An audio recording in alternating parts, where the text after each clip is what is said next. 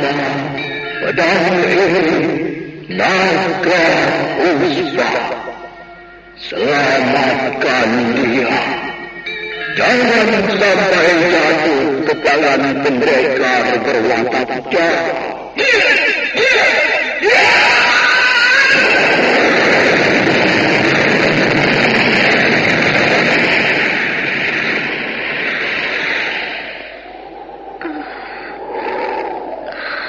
Kakang Kamandanu, kau masih juga tidak percaya bahwa aku mencintaimu. Mesin, maafkan aku, Mesin. Mesin.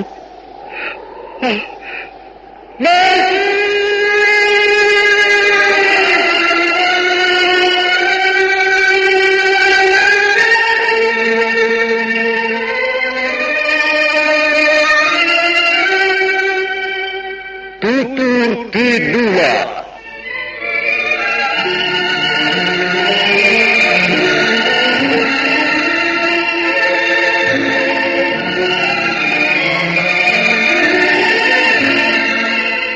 Sebuah sandiwara radio serial, produksi Sanggar Cerita dan teater Sanggar Prativi.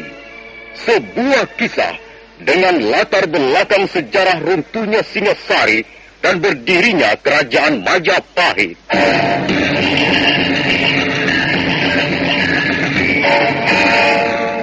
Sandiwara ini didukung oleh pemain-pemain radio yang sudah ternama, Ferry Fadli, Ivone Rose, dan Eli Ermawati.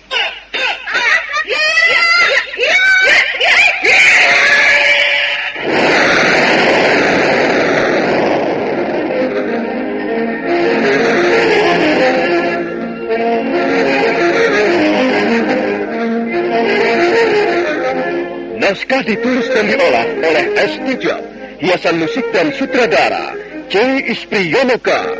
Kali ini mengetengahkan episode ke-13 dengan judul Geger dan Naga Puspa.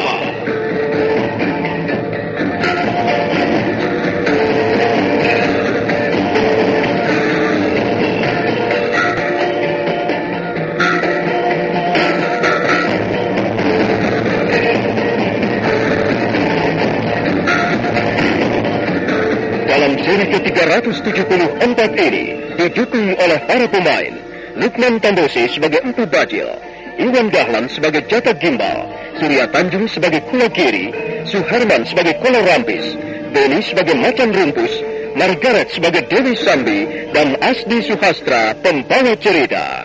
Selamat menikmati.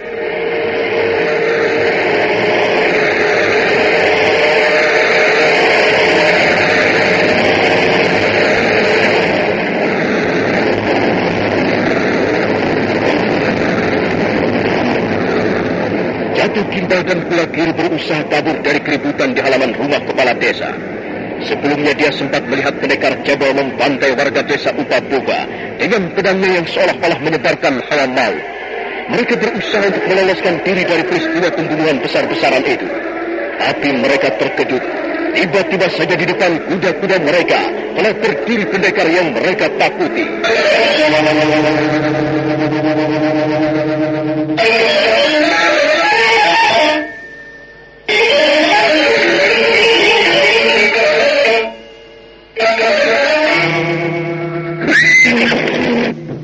Percuma. Tidak ada gunanya kalian bermaksud melaporkan aku pada pemerintah Majapahit. Sebab apa? Sebab aku tidak akan memberi kalian kesempatan untuk tetap hidup sampai besok pagi. Bagaimana kakang Kula Kiri? Apa yang akan kita lakukan sekarang? Ampun Tuan, ampun. Kami masih mau hidup. Kami menyerah. Kami mengaku kalah. Ampunilah nyawa kami, Tuan Pendekar. Ayo cepat turun dari kuda. Iya. Kalian ini orang-orang yang tidak mempunyai kesopanan. Ayo turun. Baik, Tuan. Baik. Ayo kita turun, kakang Kula Kiri. Iya. Aku. Nah, Tuan. Kami sudah turun. Kami mohon ampun. Iya, Tuan. Ya, Tuan Pendekar. Kami mohon belas kasihan Tuan. Kami masih ingin hidup. Janganlah Tuan membunuh kami. Tadi aku sempat mendengar pembicaraan kalian. Kalian mengatakan bahwa selama ini kalian bekerja pada kepala desa Opapoga. Selanjutnya kalian mengatakan bahwa sekarang ini kalian sedang kebingungan. Kalian bingung karena kalian merasa tidak mempunyai majikan lagi. Bukankah demikian? Iya, benar Tuan.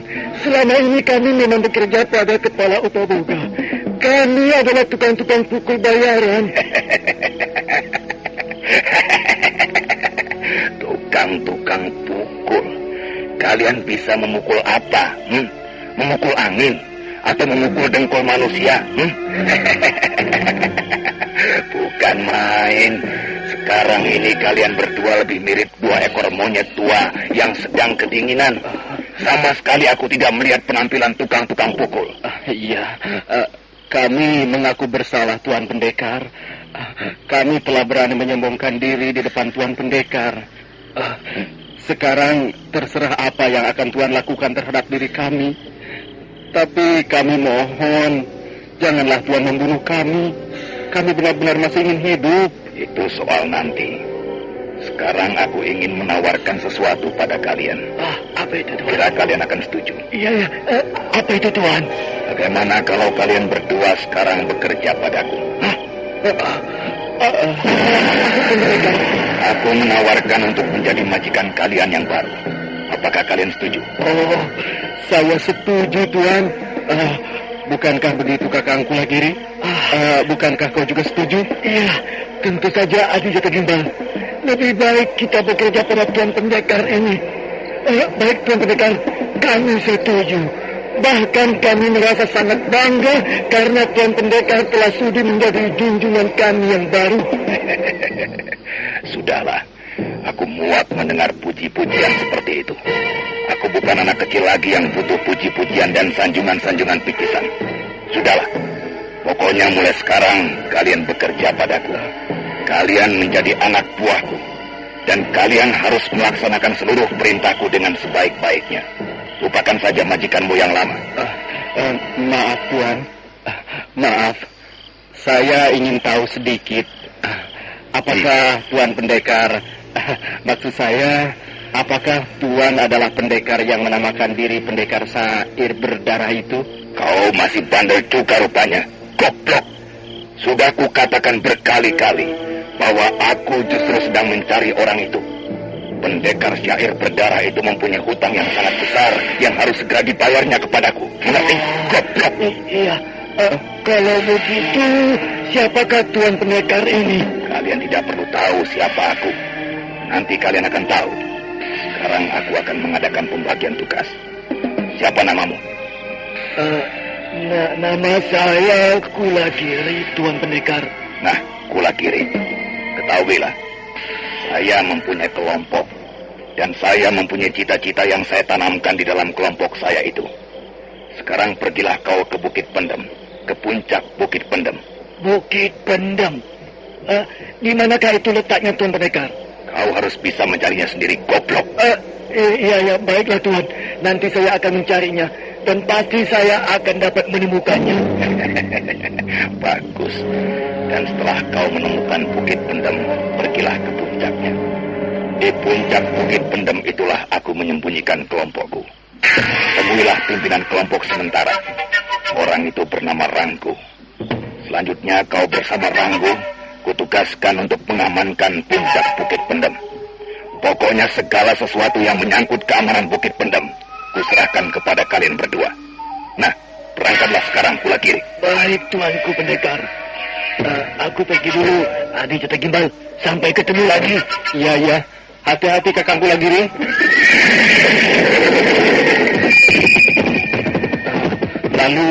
Lalu apa yang harus saya lakukan, Tuan Pendekar? Kau ikut aku, Jata Gimbal. Mulai sekarang kau tidak boleh pergi terlalu jauh dari sisiku. Kau harus membantu aku menemukan pendekar Syair Berdarah. Dan seorang wanita pendekar yang bernama Dewi Sambi. Nanti sambil berjalan akan kuceritakan lagi kepadamu siapa Dewi Sambi itu. Nah, ayo kita pergi. Mari, Tuan Pendekar.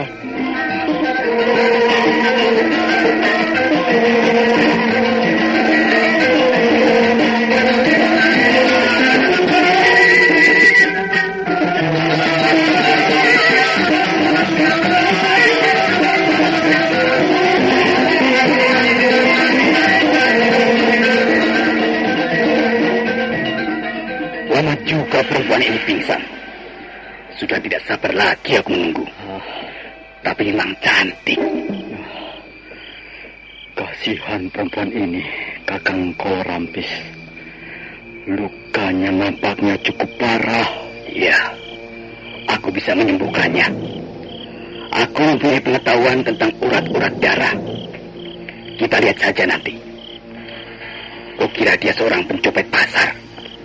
Bagaimana pendapatmu, Adi Macan Rumpus? Kukira dia mempunyai persoalan yang cukup berat, Kakang. Sehingga dimasukkan dalam penjara. Kukira dia bukanlah seorang wanita baik-baik. Maksudmu seorang pelacur jalanan? Maksudku, mungkin dia mempunyai watak-watak jahat yang merusak. Lihat saja Kakang Kolrampis. Dalam keadaan tidak berdaya seperti itu, dia masih nampak berbahaya. Apanya yang berbahaya? Dia hanya seorang perempuan yang molek. Dia hanya pantas untuk dicumbu di atas ranjang. Bagiku dia sama sekali tidak berbahaya. Hei, lihat Adi Macan Rumpus. Iya, Kakang. Dia sudah sadar. Dia sudah sadar kembali. Hati-hati, Kakang. Aku masih belum bisa mempercayai wanita ini. Di manakah aku ini? Di mana aku ini sekarang? Tenanglah. Tenanglah, sayang. Kau sekarang berada di rumahku. Di rumah Kolrampis. Di rumahmu? Di mana itu? Tenang sajalah. Kau tidak perlu takut. Tidak perlu cemas. Aku akan melindungimu. Kalau sampai ada di antara teman-temanku yang ingin berbuat kurang senonoh padamu, akulah yang akan menghantam mereka. Aku mau duduk. Iya. Bantulah aku duduk. Tunggu sayang. Tunggu. Aku akan membantumu. Ayolah.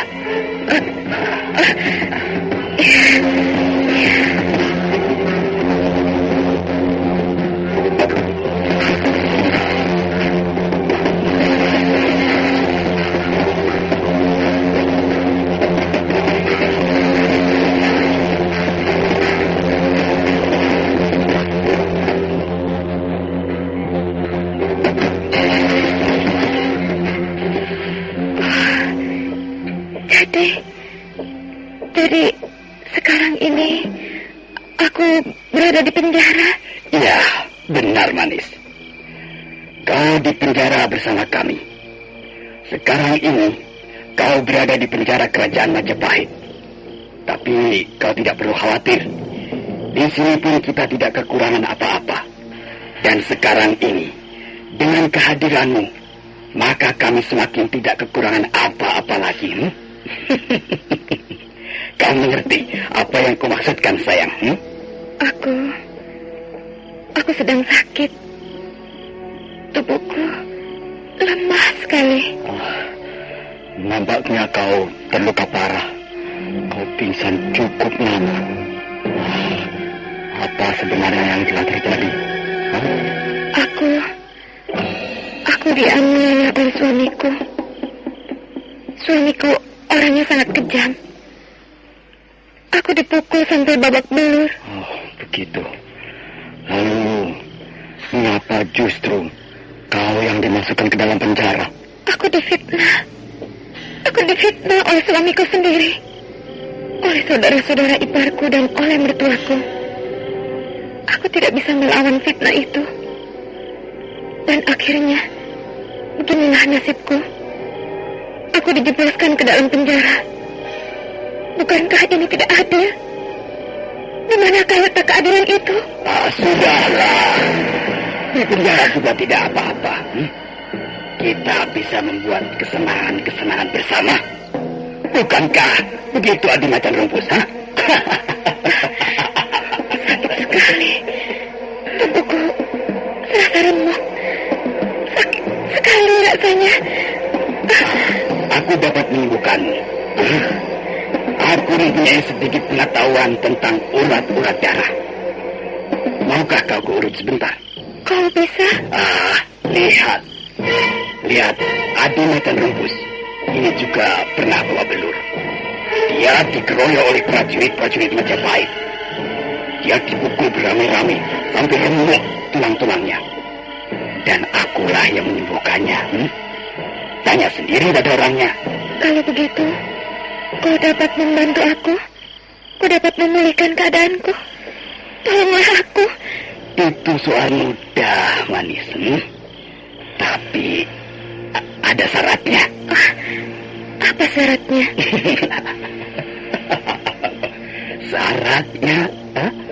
Syaratnya setelah subuh nanti kau mau tidur dalam pelukan Kolorampis. Bagaimana? Kau setuju bukan? Itu syarat yang menyenangkan. Mestinya kau setuju. Ya, baiklah. Aku setuju. Baiklah, sekarang sembuhkanlah penyakitku ini. Beres, Manis. Ayo, kalian semua berpaling ke arah dinding. Jangan melihat kemari. Aku akan mengobati luka-luka wanita ini. Ayo, berpaling ke arah dinding. Awas, barang siapa berani mengintip kemari, akan kuremukkan kepalanya.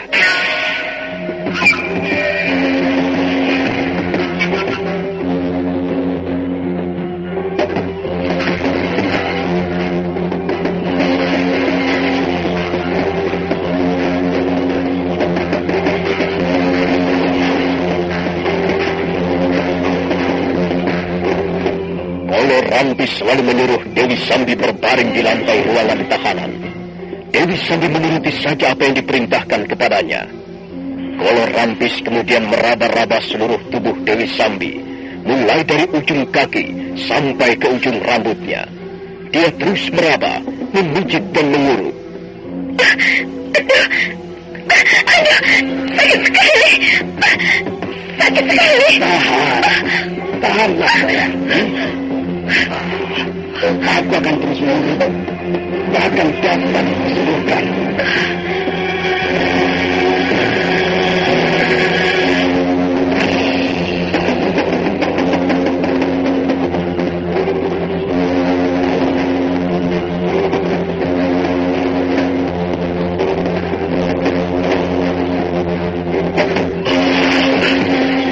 Belum juga berhasil. Dia masih terus menolak. Di Macan Rumpus. Kakang, dia belum sembuh benar. Bersabarlah pada sebentar. Sampai kapan? Aku sudah tidak tahan lagi. Coba kau rapat dadaku. Rasakanlah denyut jantungku. Hampir setiap malam jantungku berdebar-debar. Kurang ajar. Kehadiran membuatku rek. Kakang, nampak dia tidur pulas sekali. Kau sudah mengurutnya 5 kali. Dan kulihat dia memuntahkan darah segar beberapa kali dari mulutnya. Sekarang nampaknya keadaannya sudah menjadi lebih baik. Tapi aku belum mendapatkan apa-apa di Macan Rumpus. Aku rugi. Kalau dia terus menerus seperti itu, sebulan lamanya aku bisa gila. Kakang, apa yang akan kau lakukan, Kakang? Aku sudah tidak sabar lagi, Adi Macan Rumpus. Kurang ajar. Aku sudah tidak tahan lagi. Jangan, Kakang. Jangan. Dia masih belum sembuh benar. Persetan dengan penyakit itu. Pokoknya malam ini dia harus tidur dalam pelukanku.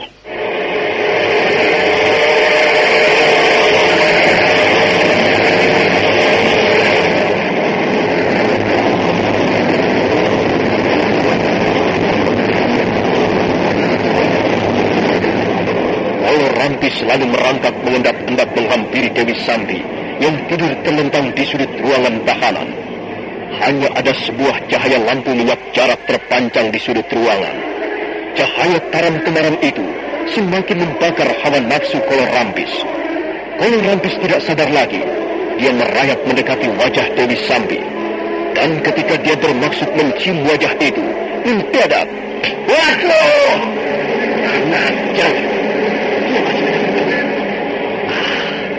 Rupanya dia hidup.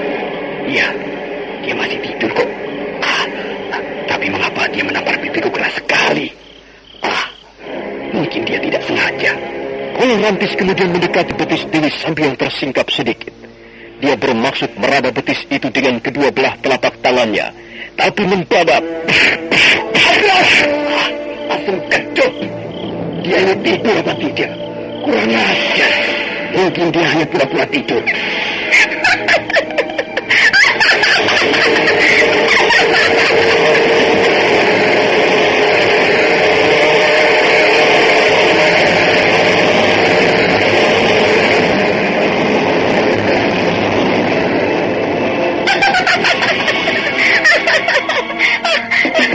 Ada apa Kakang Kolor Rampis? Kenapa kau menjerit kesakitan? Kurang ajar. Rupanya kau sengaja ya? Kau sengaja menampar pipiku. Dan kau sengaja menendang mukaku. Memangnya kenapa kau disengaja? Awas kau. Awas kalau kau berani mengingkari janjimu. Aku sudah pernah berjanji apa padamu, Kakang? Kau berjanji. Kalau aku sudah berhasil menyembuhkan kamu, maka kau akan tidur dengan pelukanku. Itulah janji yang harus kau tepati. Kurang ajar. Perempuan edan. Apakah kau waras atau tidak? Pikir saja sendiri. Kolor Rampis, kalau kau ingin tidur bersamaku, kau harus dapat menundukkan aku. Kau pikir aku ini siapa? Kau pikir aku ini pelacur murahan? Kau pikir aku ini seorang wanita yang bisa diperlakukan seenaknya saja? Jadi kau mengadakan syarat juga. Bagus. Bagus. Aku akan melayani tantanganmu. Aku akan menundukkanmu. Aku akan membuatmu bertekuk lutut di depanku. Dan setelah itu, kau harus melayani keinginanku.